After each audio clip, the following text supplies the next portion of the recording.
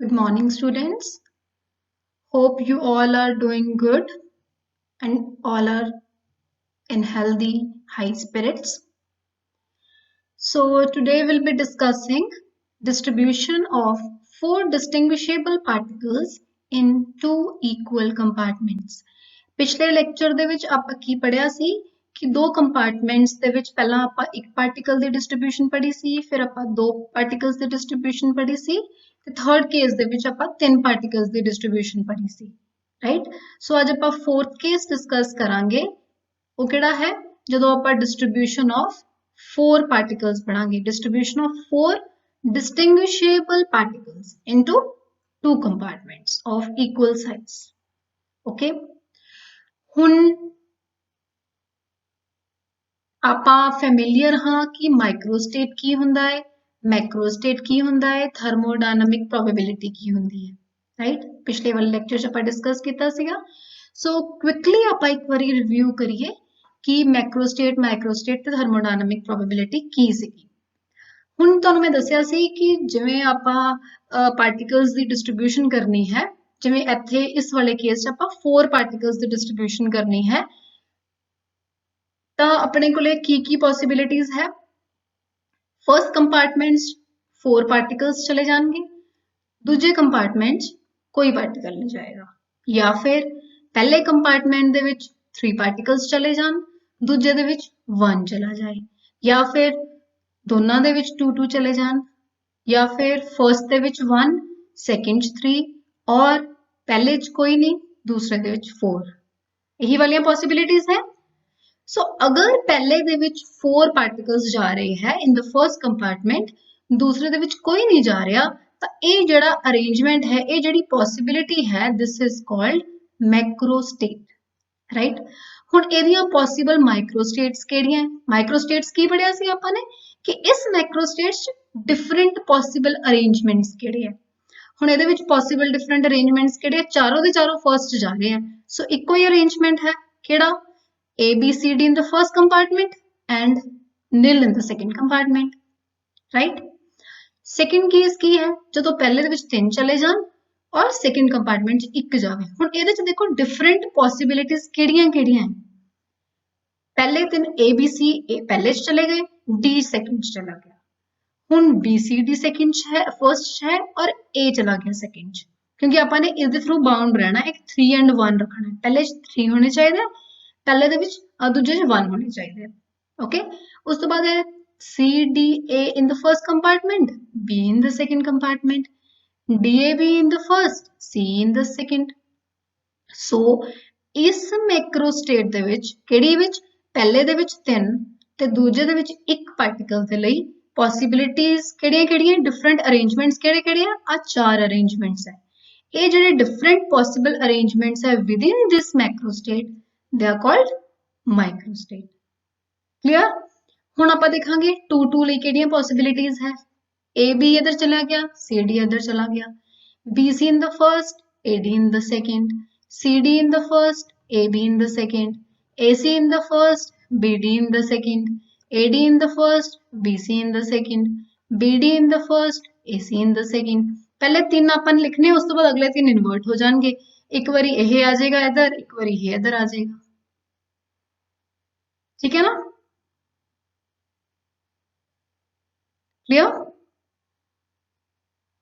ਹੁਣ ਤੁਸੀਂ ਇਹ ਦੇਖੋ ਬੇਟੇ ਕਿ ਇਹਨਾਂ ਦੇ ਵਿੱਚ ਇਸ ਵਾਲੀ ਮੈਕਰੋਸਟੇਟ ਦੇ ਵਿੱਚ ਕਿੰਨੀਆਂ ਪੋਸਿਬਿਲਿਟੀਜ਼ ਹੈ, ਕਿੰਨੀਆਂ ਡਿਫਰੈਂਟ ਅਰੇਂਜਮੈਂਟ ਪੋਸੀਬਲ ਹੈ? 1 2 3 4 5 6। ਸੋ ਇਹ ਜਿਹੜੀਆਂ 6 ਹੈ, these are the 6 ਮਾਈਕਰੋਸਟੇਟਸ। ਇਹਨਾਂ ਦੇ ਵਾਲੇ ਕਾਲਮਸ ਦੀ ਗੱਲ ਆਪਾਂ ਬਾਅਦ ਦੇ ਵਿੱਚ ਕਰਦੇ ਹਾਂ, ਪਹਿਲਾਂ ਆਪਾਂ ਬਾਕੀ ਦੀ ਡਿਸਕਸ਼ਨ ਕਰ ਲਈ, ਨੀਚੇ ਵਾਲੇ ਇਹਨਾਂ ਦੋ ਕੇਸਿਸ ਦੀ ਵੀ ਪੜ੍ਹ ਲਈਏ। ਹੁਣ ਥਰਡ ਨੈਕਸਟ ਵਾਲਾ ਕੇਸ ਕੀ ਹੈ ਕਿ 1 particle in the first compartment, 3 in the second compartment. So ਜਿਹੜਾ ਆਪਾਂ ਇਹ ਵਾਲਾ ਕੇਸ ਲਿਖਿਆ ਸੀ, ਇਹ ਸਾਰਾ ਦਾ ਸਾਰਾ ਇਨਵਰਟ ਹੋ ਜਾਏਗਾ। ਇਹ ਸਾਰੇ ਇੱਧਰ ਆ ਜਾਣਗੇ, ਇਹ ਸਾਰੇ ਇੱਧਰ ਆ ਜਾਣਗੇ, ਰਾਈਟ। ਸੋ ਇਹ ਵਾਲਾ ਕੇਸ ਬਣ ਗਿਆ। ਉਸ ਤੋਂ ਬਾਅਦ 0 4 ਵਾਲੇ ਕੇਸ ਇਹ ਇਨਵਰਟ ਹੋ ਗਿਆ, ਇਹ 0 ਇੱਧਰ ਚਲਾ ਗਿਆ, A, B, C ਸਾਰੇ ਜਿਹੜੇ ਹੈ ਸੈਕਿੰਡ ਕੰਪਾਰਟਮੈਂਟ ਦੇ ਵਿੱਚ ਆ ਗਏ। ਓਕੇ, ਸੋ ਇਹ ਗੱਲ ਕਲੀਅਰ ਹੋ ਗਈ ਕਿ ਇਹ ਪੋਸੀਬਲ ਮੈਕਰੋਸਟੇਟ ਸੀਗੀਆਂ, ਇਹ ਮਾਈਕਰੋਸਟੇਟ ਸੀਗੀਆਂ, ਰਾਈਟ। ਹੁਣ ਅੱਗੇ ਆਪਾਂ ਇਸ ਵਾਲੇ ਕਾਲਮ ਤੇ ਵਿਚ ਇਜ਼ ਥਰਮੋਡਾਇਨਾਮਿਕ ਪ੍ਰੋਬੇਬਿਲਿਟੀ ਜਾਂ ਫਿਰ ਇਸ ਨੂੰ ਆਪਾਂ ਫ੍ਰੀਕੁਐਂਸੀ ਵੀ ਕਹਿੰਦੇ ਆ ਰਾਈਟ। ਇਹਨੂੰ ਆਪਾਂ ਕਿਵੇਂ ਡਿਫਾਈਨ ਕੀਤਾ ਸੀ ਕਿ ਨੰਬਰ ਆਫ ਮਾਈਕਰੋਸਟੇਟਸ ਇਨ ਅ ਮੈਕਰੋਸਟੇਟ, ਇੱਕ ਮੈਕਰੋਸਟੇਟ ਦੇ ਵਿੱਚ ਕਿੰਨੀਆਂ ਮਾਈਕਰੋਸਟੇਟਸ ਹੈ ਉਹਨੂੰ ਆਪਾਂ ਕਹਿੰਦੇ ਆ ਥਰਮੋਡਾਇਨਾਮਿਕ ਪ੍ਰੋਬੇਬਿਲਿਟੀ। ਹੁਣ ਇਹ ਮੈਕਰੋਸਟੇਟ ਸੀਗੀ 4,0, ਇਹਦੇ ਵਿੱਚ ਕਿੰਨੀਆਂ ਮਾਈਕਰੋਸਟੇਟਸ ਹੈ only 1, so here we have 1। ਇਸ ਵਾਲੀ ਮੈਕਰੋਸਟੇਟਸ ਕਿੰਨੀਆਂ ਮਾਈਕਰੋਸਟੇਟਸ ਹੈ 1 2 3 ਐਂਡ 4, ਸੋ ਇੱਥੇ ਆ ਗਿਆ 4। then ਇਸ ਵਾਲੀ ਮੈਕਰੋਸਟੇਟ ਦੇ ਵਿੱਚ 1 2 3 4 5 and 6, ਸੋ ਇੱਥੇ ਆ ਗਿਆ ਆਪਣੇ ਕੋਲੇ 6। ਔਰ ਇਸ ਵਾਲੇ ਕੇਸ 1 2 3 4 we have 4 here, ਇੱਥੇ 1 ਹੈ so we have 1 here।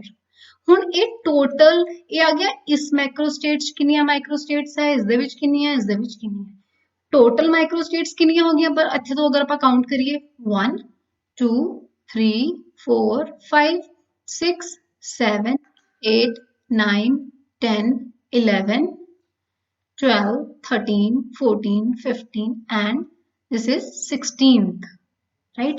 so total ਕਿੰਨੀਆਂ ਹੋ ਗਈਆਂ 16 ਹੋ ਗਈਆਂ। ਇੱਥੇ ਤੋਂ ਵੀ ਆਪਾਂ ਵੜ ਸਕਦੇ ਹਾਂ 4 1 5 then 6 11 4 15 and 1 16, so total number of microstates ਕਿੰਨੀਆਂ ਹੋ ਗਈਆਂ 16। ਹੁਣ probability ਆਪਾਂ ਕਿਵੇਂ find ਕਰਦੇ ਹਾਂ ਕਿ ਇਸ ਵਾਲੇ ਮੈਕਰੋਸਟੇਟ ਚ ਕਿੰਨੀਆਂ ਹੈ डिवाइड बाय टोटल कितनी है, सो प्रोबेबिलिटी नो पर डिफाइन कर दिया number of microstates in a particular macrostate divided by the total number of microstates, right. So इत्थे कितनी है 1 1 डिवाइड बाय टोटल कितनी है 16, सो इस वाले मैक्रोस्टेट की प्रोबेबिलिटी कितनी होगी 1 bye 16।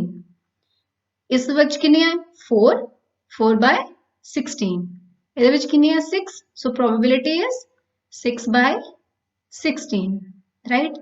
Then this is 4, this becomes 4 by 16, this is 1, this is 1 by 16।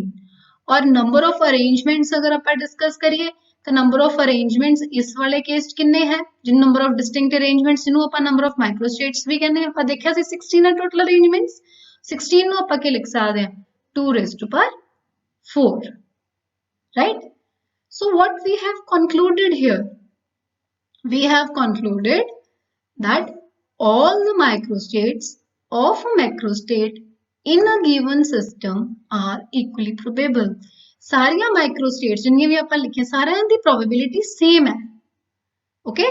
सारियां probability same है microstates दी, okay? first case first point हो गया। second point क्या है, number of microstates in a macrostate are equally probable।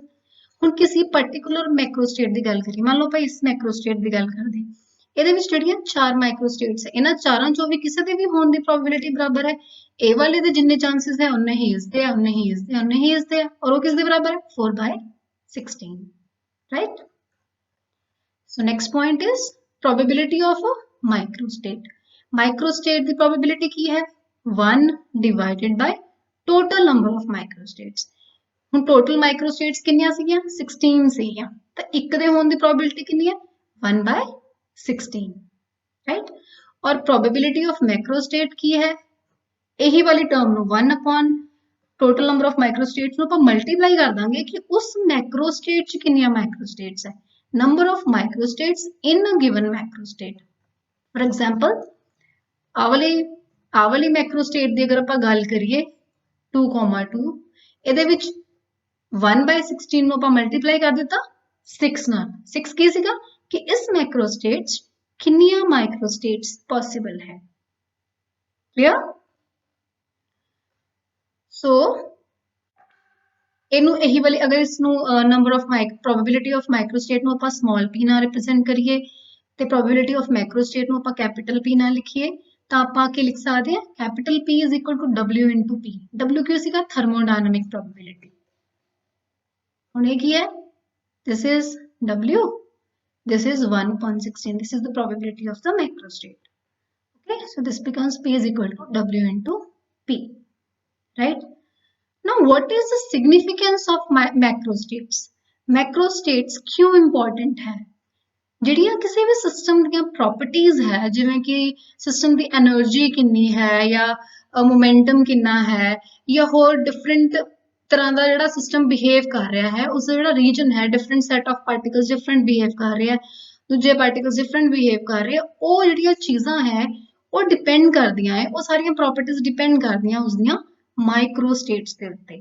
So what is the significance of macro states, sorry ਉਹ depend ਕਰਦੇ ਉਸਦੇ macro states ਦੇ ਉੱਤੇ। So what is the significance of macro status?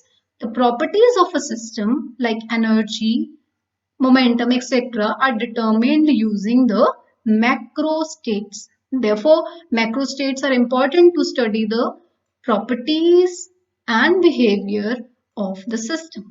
Okay, so macro states बहुत ज़्यादा important होंगी हैं system की स्टडी कराने। क्लियर? उम्मीद है ਤੁਹਾਨੂੰ ਅੱਜ ਵਾਲਾ ਲੈਕਚਰ ਕਲੀਅਰ ਹੋਏਗਾ। ਫਿਰ ਵੀ ਅਗਰ ਕਿਸੇ ਨੂੰ ਕੋਈ ਵੀ ਡਾਊਟ ਹੋਇਆ ਤਾਂ ਤੁਸੀਂ ਪੁੱਛ ਸਕਦੇ ਹੋ। Okay, thank you.